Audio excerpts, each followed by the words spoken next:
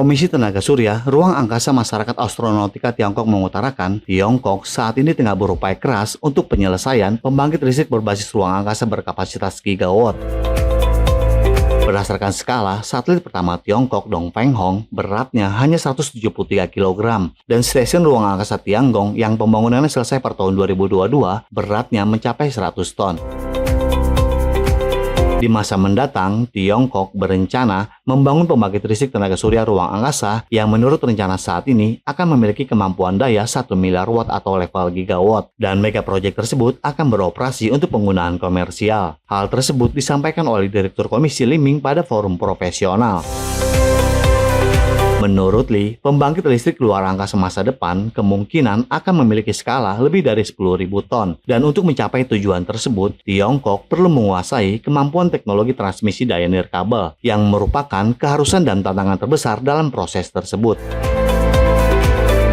Forum profesional tersebut merupakan bagian dari konferensi luar angkasa Tiongkok yang berlangsung di Hefei, Provinsi Anhui, Tiongkok Timur, yang diselenggarakan secara bersama oleh masyarakat astronautika Tiongkok dan Yayasan Luar Angkasa Tiongkok. Dan konferensi tersebut merupakan salah satu kegiatan utama untuk Hari Luar Angkasa Tiongkok yang diperingati setiap tanggal 24 April. Konferensi tahunan ini dimulai pada tahun 2018, berkomitmen untuk membangun platform bagi pertukaran akademis internasional, kerjasama industrialisasi antariksa, dan pemasarakatan sains. Dan di episode hari ini, kita akan membahas bagaimana dalam beberapa tahun ke depan, Tiongkok akan menjadi negara adidaya antariksa.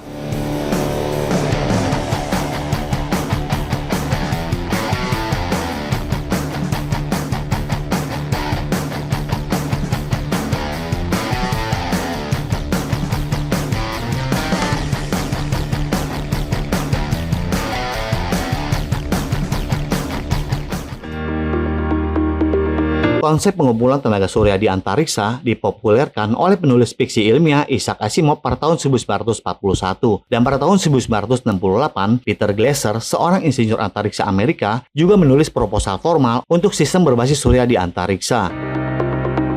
Stasiun tenaga surya antariksa, meskipun tampaknya termasuk dalam ranah fiksi ilmiah, mengacu pada teknologi untuk menghasilkan listrik dari energi surya dan kemudian mengirimkannya secara nirkabel ke target lain di antariksa atau pengguna di permukaan bumi. Teknologi ini semakin mendapat perhatian di seluruh dunia karena dapat berkontribusi secara signifikan terhadap upaya manusia untuk memberi daya pada sistem antariksa, mengatasi perubahan iklim, mempromosikan opsi energi baru dan pengembangan ekonomi antariksa. Wang Li, anggota komisi lainnya, menjelaskan bahwa studi kelayakan untuk pengembangan dan evaluasi stasiun tenaga antariksa semakin diminati oleh banyak negara dan badan antariksa seperti Amerika Serikat, Inggris, Eropa, termasuk Jepang dan Korea Selatan. Dan sebagian dari mereka juga telah memperbarui strategi pengembangan dan memperluas anggaran mereka guna mengeksplorasi bidang tersebut. Inggris bahkan membayangkan bahwa mereka dapat memiliki sebuah demonstran di orbit pada tahun 2035 karena lebih dari 50 organisasi di Inggris termasuk Universitas Cambridge dan pembuat satelit SSTL bergabung dengan UK Space Energy Initiative yang diluncurkan pada tahun 2021. Martin Soltau, ketua inisiatif tersebut, mengatakan mereka telah menetapkan rencana pengembangan 12 tahun untuk dapat melihat pembangkit listrik demonstran yang dirakit oleh robot di orbit, memancarkan gigawatt daya dari luar angkasa ke bumi paling cepat pada tahun 2035. Wang meramalkan bahwa eksperimen di orbit dan verifikasi teknologi utama dari pembangkit listrik tenaga surya berbasis luar angkasa akan menjadi penekanan bagi luar angkasa dunia dalam 5 hingga 10 tahun ke depan. Dan pada tahun 2040, dunia dapat melihat sistem pembangkit listrik tenaga surya antariksa pertama dengan kapasitas gigawatt. Tiongkok telah mencapai inovasi besar di bidang ini dan juga telah membuat terobosan dalam teknologi utama, terutama dalam bidang-bidang seperti desain modularitas pembangkit listrik antariksa, serta sel surya tipis yang sangat fleksibel dengan efisiensi tinggi. Namun, Wang juga mengatakan akan ada beberapa tantangan dalam proses ini, seperti mencapai transmisi daya nirkabel jarak jauh.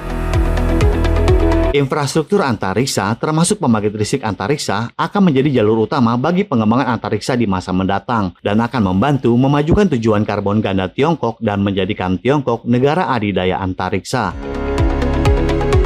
Wang bahkan meminta Tiongkok untuk mempercepat dan melaksanakan eksperimen verifikasi teknologi di orbit untuk teknologi tenaga antariksa.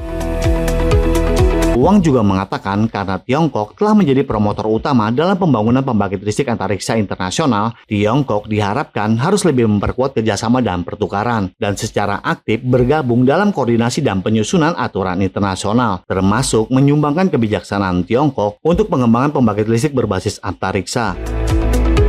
Penelitian dan pengembangan Tiongkok terhadap pembangkit listrik berbasis antariksanya sendiri telah dipercepat sejak proposal tersebut memperoleh persetujuan negara pada tahun 2013.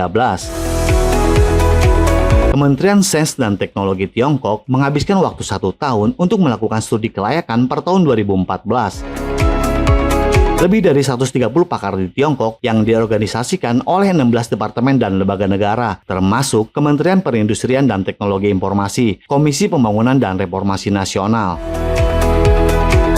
Sekuat apapun Amerika dan sekutunya membendung kemajuan Tiongkok, namun Tiongkok semakin memantapkan dirinya untuk menjadi negara adidaya baru di masa depan. Dan kita semua berharap bahwa kemajuan Tiongkok di berbagai bidang dapat memberikan manfaat bagi kehidupan umat manusia. Silakan berikan komentarnya di kolom komentar kami. Terima kasih dan sampai jumpa di episode berikutnya.